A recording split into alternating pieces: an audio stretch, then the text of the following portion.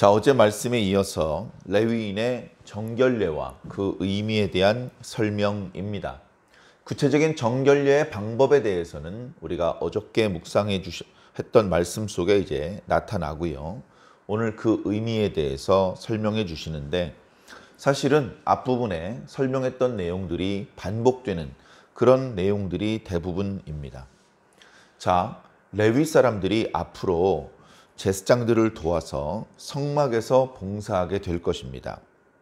성막은 이스라엘 백성들이 죄를 씻는 곳입니다. 하나님께서 임재하시는 곳이죠. 하나님을 만나는 곳입니다. 하나님의 말씀이 들리고 우리의 기도를 올려드리는 곳입니다. 백성들이 평소에 느끼는 성막의 어떤 기능은 제사일 것입니다. 하나님의 말씀을 듣고 기도하는 것은 본인도 많이 안 하지만 그렇게 자주 있는 일도 아니기 때문에 그럴 것입니다. 성막, 제사 드리는 곳. 어쩌면 그 제사의 의미가 무엇인지 백성들은 그리고 하나님께 대하여 둔하고 미지근한 심령들은 잘 모르거나 잊어버릴 수도 있습니다. 제사의 의미는 죄를 용서하는 그리고 그 방법을 통해서 하나님과의 관계를 회복시키는 것입니다. 하나님과의 관계는 항상 좋은 관계여야 합니다. 하나님의 축복은 그 관계를 타고 오기 때문에 그렇습니다. 관계가 나빠지면 축복의 통로가 단절됩니다. 축복의 통로가 단절되었다는 의미 안에는 이제 비도 제때 내리지 않고 전염병도 돌고 전쟁도 일어나고 여러 가지 메뚜기와 같은 해충도 생기고 그런 직접적인 타격을 동반하는 재앙이 될 수도 있습니다. 그러지 않으려면 이스라엘 백성들이 1차적으로 죄를 짓지 않고 살아야 됩니다. 무엇이 죄인지, 무엇이 하나님께서 기뻐하시는 삶인지 하나님께서 주신 말씀들을 계속해서 듣고 읽어야 합니다.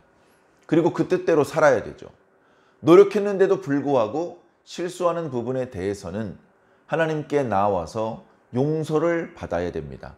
그 방법만이 이스라엘 백성들과 하나님과의 그 관계를 좋게 유지할 수 있는 방법입니다. 그것을 위해서 성막을 주시고 제사 규례를 주신 것입니다. 결과적으로 그 유일한 복을 누리며 살 수 있는 방법, 그 방법을 위해서는 성막이 필요합니다. 처음에는 왜 성막을 주셨는지, 왜 이런 걸 만들려고 하시는지, 왜 여기서 무슨 이런저런 제사를 드리려고 하는지 몰랐겠지만 깨닫고 나니 너무나 요긴한 것이고 유익한 것이고 이런 것들을 허락해 주신 것이 너무나 감사한 은혜인 것이죠. 이제 그런 것들을 우리가 느껴야 됩니다. 당시 모세가 살아있던 시대라 하더라도 그런 하나님의 은혜를 깨닫고 느끼는 자는 많지 않았습니다. 그저 하나님이 두려웠고 그래서 그냥 명령하니까 따랐고 이런 거지 어떻게 보면 늘 마음이 감동되어 있는 상태는 아니었을 것입니다. 자, 그런데 하나님께서 자꾸 반복해서 말씀하십니다. 군대의 숫자를 계수할 때 레위 사람들은 계수하지 마라. 군대의 숫자를 계수할 때는 20세 이상으로 싸움에 나갈 만한 남자를 계수하는데 레위인을 계수할 때는 생후 1개월 이상 된 모든 남자를 계수하라. 그리고 그 이유에 대해서 설명해 주시는데 얼른 잘 이해가 안 됩니다. 그 설명이 오늘도 조금 나타나고 있습니다. 그 유래는 과거 출애굽 때입니다. 10가지 재앙 중에 맨 마지막 재앙이었던 장자들을 멸하시는 재앙.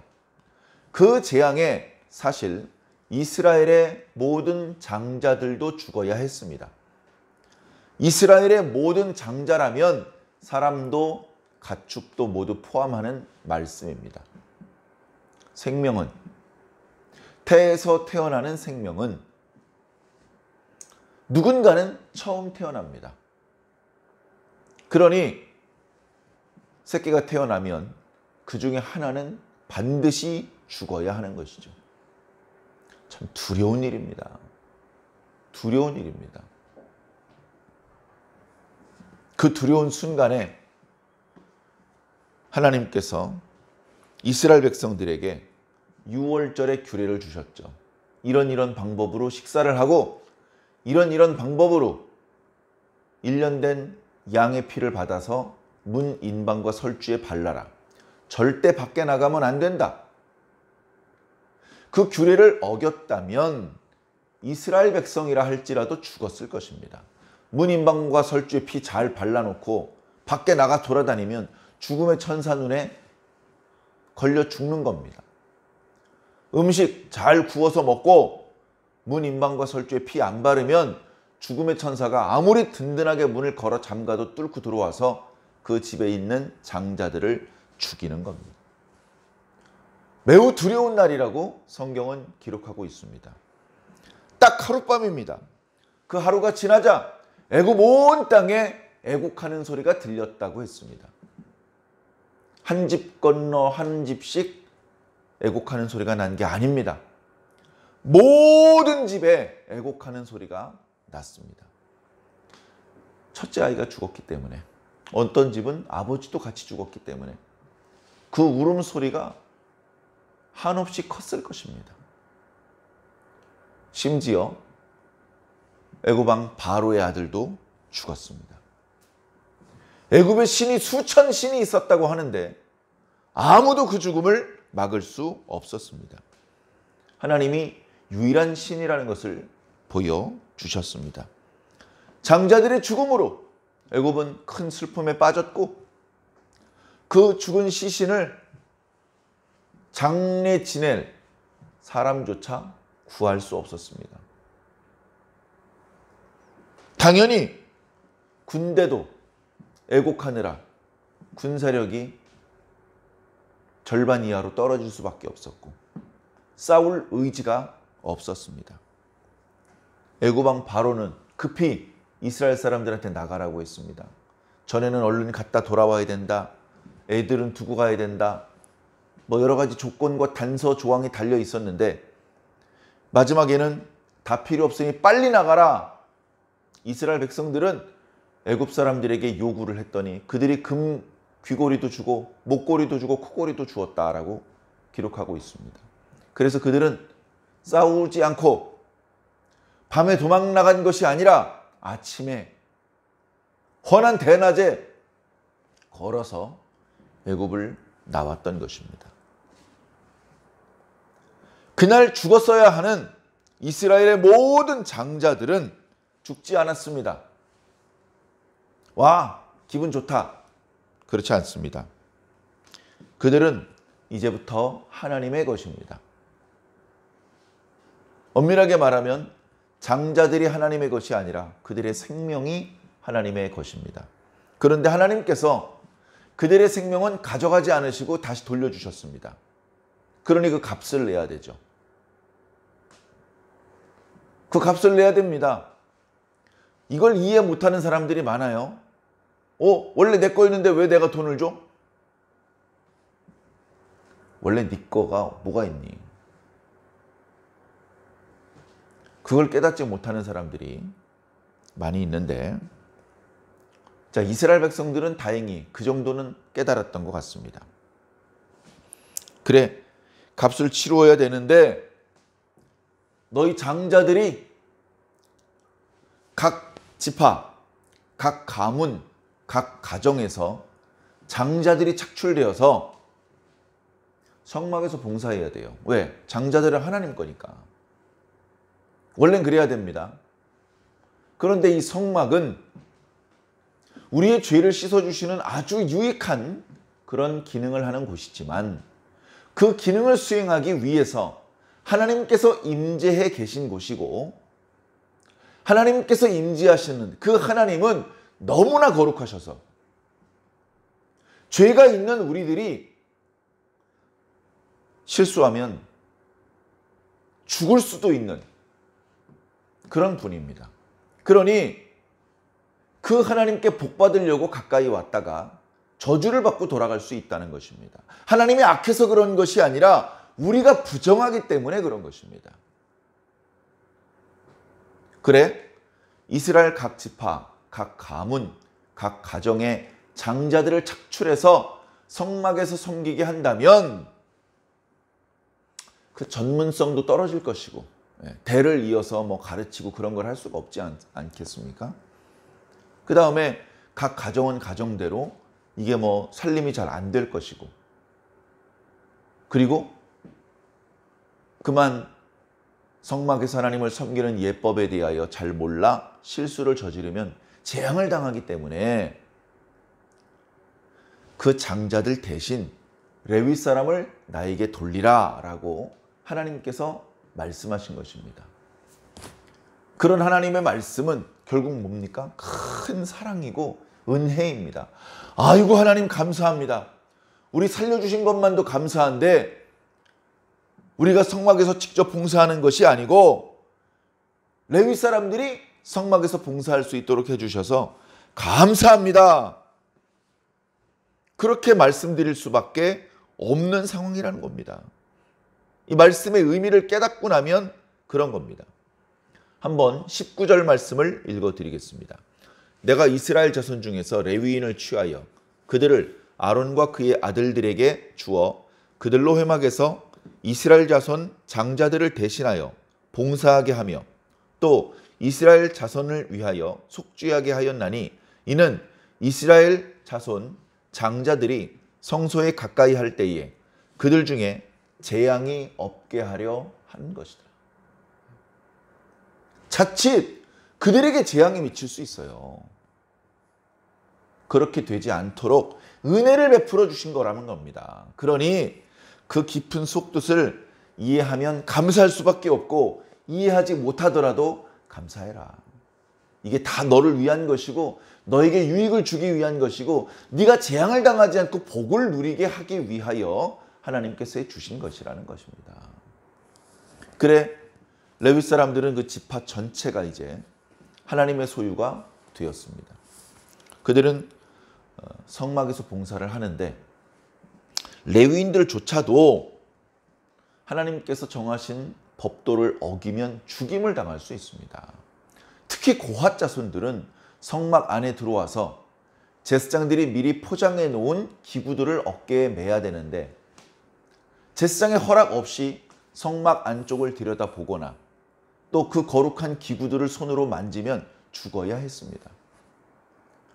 실수에 실수를 연발하다 보면 잘못하면 고핫 자손들이 멸족할 수도 있습니다. 그래 제사장들에게 당부를 하신 거예요. 너희들은 절대 실수하지 말아라.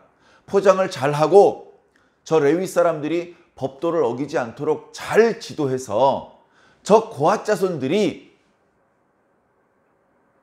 멸족되지 않도록 잘 보존될 수 있도록 너희들이 잘 돌봐주어라. 그렇게까지 당부를 하셨던 것입니다. 무라리 자손과 게르손 자손은 그렇게 위험한 일까지는 아니었던 것입니다. 자, 어찌되었건 그렇게 위험할 수도 있는 일, 그러나 없어서는 안 되는 일, 바로 성막과 그 성막을 위하여 봉사하는 일을 하나님께서는 레위 사람들에게 맡기셨습니다. 레위 사람들은 내가 레위 사람 해야지 해서 되는 게 아닙니다. 그냥 자신이 레위 지파였기 때문에 레위인이 되었고 이제 성막에서 봉사하는 역할을 맡게 되었던 것입니다. 군대 나가지 않아도 돼. 세금을 내지 않아도 돼. 그러니까 좋은 거 아니야? 뭐 그렇게 볼 수도 있겠습니다. 세금을 내고 군대 가서 고생했던 사람은 레위인이 부러워 보일지도 모릅니다. 그러나 그것 때문에 질투하고 다투어서는 안 됩니다. 레위인들은 전쟁이 없는 시기에도 성막에서 전쟁과 같은 사역을 감당해야 됩니다. 전쟁과 같다는 의미는 그 일이 고되기 때문이 아니고 하나님의 거룩하심 앞에서 자칫 죽을 수도 있는 그런 일을 해야 되기 때문에 그런 것입니다. 그렇게 레위 사람들이 구별되어서 하나님 앞에서 일하는 것이다 라고 다시 한번 설명해 주었습니다. 그리고 전술했던 것처럼 어저께 묵상했던 말씀의 내용처럼 그들은 속죄의 물을 뿌림받고 그리고 그들의 몸에 난 털을 다 밀고 그들의 옷을 빨고 그리고 백성들의 대표자들에게 안수를 받고 그리고 하나님 앞에 제사를 드리고 번제와 속죄제의 제사를 드리고 그리고 나서 하나님께 돌려줬기 때문에 요제로 돌려줬기 때문에 이제 하나님의 소유가 되었습니다. 마지막 구절을 보면 하나님께서 모세에게 말씀하십니다. 이제 레위 사람들 중에서 25세부터 30세에 해당되는 사람을 현장에 투입시켜라. 작업을 시작해라. 이렇게 말씀하셨습니다. 저 앞에는 30세부터라고 말씀하셨는데 25세라고 말씀하신 이유는 무엇일까? 둘 중에 하나죠. 25세부터 30세에 해당되는 사람은 조금 한 발 물러서서 30세부터 50세에 해당되는 분들이 일하는 것을 지켜보고 견습생으로서 잘 보고 배워라. 그런 의미가 있을 것이고 또 다른 의미로는 현장에서 일을 시키려고 하니 인원이 조금 부족해. 처음이다 보니까 일손이 많이 필요해. 그러니 이번에 한해서 25세부터 현장에 투입시켜라. 그리고 계속해서 모세오경에 반복되는 표현인데 하나님께서 모세에게 말씀하신 대로 하였더라. 그렇게 해서 이제 성막이 본격적으로 가동되기 시작합니다. 매우 두렵고 조심스러우면서도 매우 기쁜 일입니다. 매우 기쁜 일입니다. 사랑하는 성도 여러분, 오늘 말씀을 통해서 저는 이런 말씀을 드리고 싶습니다. 우리 각자가 내가 모든 걸 다 할 수는 없습니다. 내가 교사도 하고 선생도 하고 군인도 하고 뭐 예술가도 하고 농사도 짓고 공장도 가고 나 혼자 그걸 다 할 수는 없어요. 현대 사회는 더 그렇죠.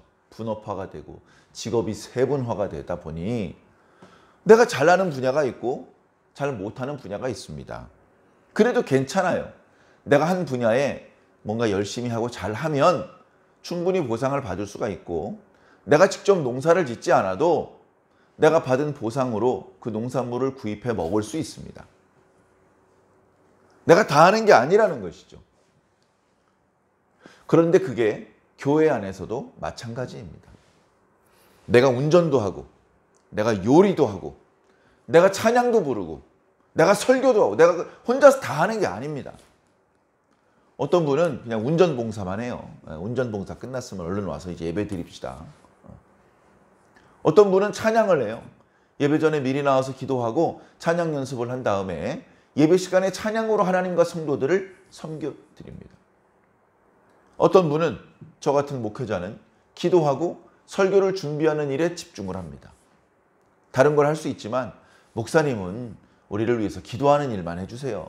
여러 가지 번거로운 일들은 저희들이 하겠습니다. 예를 들면 그렇게 분담이 되는 것이죠. 사실은 내가 직접 해야 되는데 저분이 대신해 주는 경우도 있습니다. 예를 들어서 기도하고 전도하고 말씀 듣고 이건 대신해 줄 수가 없습니다. 그거는 옆에 있는 친구 집사님이 아니고 목사님도 대신해 줄 수가 없는 거예요. 자기 기도는 자기가 해야 됩니다. 자기 전도, 자기 봉사, 자기 헌금, 자기가 직접 해야 되는 부분이 있습니다. 대신해 줄 수 없는 부분이 있다는 말씀이죠. 그런데 대신해 주는 경우도 있어요. 자, 예를 들면 주일날 아침에 교회를 와봤더니 교회가 깨끗해요. 계단을 밟고 올라갔더니 계단이 반들반들합니다. 어떻게 된 거지? 난 청소를 안 했는데 누군가 청소를 한 것이죠. 예배가 끝나고 식당으로 가는데 구수한 냄새가 나는데 벌써 군침이 돕니다. 그래가지고 앉아가지고 음식을 먹는데 따끈한 음식. 맛을 봐도 조미료로 만든 맛이 아니고 집밥이야, 집밥. 아주 막 그냥 화려한 비싼 식재료를 쓴 것까지는 아니어도 딱 먹으면서 마음이 편안해지고 기분이 좋아져. 내가 무슨 음식을 준비할지 고민한 적도 없고 식재료를 사러 간 적도 없고 그걸 다듬어가지고 음식을 만든 적도 없는데 어떻게 이렇게 따끈한 밥과 국을 먹을 수 있지? 누군가 나 대신 한 거예요. 누군가. 교회에 원래 내가 했어야 되는데 누군가 대신한 일이 참 많습니다. 교회 로비에 키가 큰 화분들이 있습니다. 그 화분들이 참 보기도 좋고, 그리고 뭐 얘기 들어보면 공기 정화 기능도 있고 그래서 일석이조, 일석삼조라는 말이 있습니다. 그런데 나는 한 번도 그 화분에 물을 준 적이 없는데 이 화분은 항상 싱싱하고 잎사귀가 반짝반짝하고 보기가 좋아요. 나 대신 누군가 그 화분에 물을 준 것입니다. 교회가 정전이 된 적이 없고 단수가 된 적이 없어요. 누군가 나 대신 전기요금을 꼬박꼬박 납부했고 수도요금도 꼬박꼬박 납부한 것입니다. 사랑하는 성도 여러분, 교회도 이렇게 서로를 위해서 봉사하는 겁니다. 내가 왜 쟤를 위해서 봉사를 해? 난 나를 위해서만 봉사할 거야. 이 사람은 그리스도인은 아닙니다. 그리스도인은 절대로 그렇게 생각하지 않습니다. 그 생각대로라면 예수님께서 십자가를 지실 수가 없습니다. 예수님 십자가 안 지셔도 죽지 않으셔요. 영생하실 수 있는 분이에요. 자기 자신만을 위해서 봉사를 한다고 한다면 예수님이 이 땅에 오지도 않으십니다. 그럼 우리 다 죽습니다. 예수님께서는 당신에게는 필요가 없지만 우리를 위해서 봉사하신 겁니다. 자기를 위해서 일하지 않고 남을 위해서 하신 것입니다. 그러니 그 예수님을 우리가 본받아야 되지 않겠습니까? 나 자신만을 위해서 일하려고 생각하면 안 됩니다. 신앙이 어릴 적에는 봉사하는 것보다 섬기는 것보다 섬김 받는 게 훨씬 많아요. 그러다 보니 이제 믿음이 원숙해지면서 섬김 받는 것보다 더 많이 섬겨야 됩니다. 당연히 그렇지 않습니까? 더 많이 섬겨야 됩니다. 그걸 이상하다, 괴롭다 이렇게 생각할 것이 아니고 당연하다, 즐겁다 이렇게 생각해야 됩니다. 몸이 약해서 병이 있거나 경제적으로 너무 어렵거나 믿음이 형편없으면 그런 섬김의 일을 할 수가 없습니다. 내가 누군가를 섬길 수 있다는 것은 나에게 건강이 있고 섬길 수 있는 재물이라든가 재능이 있고 그리고 섬겨야 된다고 하는 것을 깨달을 수 있는 그런 거룩한 지식과 또 신앙심을 하나님께서 주셨기 때문이다. 이 모든 것들이 갖춰져 있기 때문에 내가 지금 누군가를 섬길 수 있으니 참 감사하다. 누군가 도움을 받지 않으면 제대로 살아갈 수 없는 그런 약자가 아니고 누군가를 도와줄 수 있는 입장이 되는 것이 얼마나 큰 축복이냐. 그리고 도와줄 때 하나님께 계속해서 더 큰 축복을 받게 된다.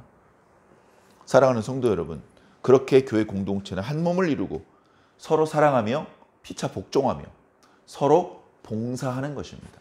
오늘도 작은 일이라도 서로를 위하여 봉사할 수 있는 우리 모두가 되시기를 예수님 이름으로 간절히 축원합니다. 아멘.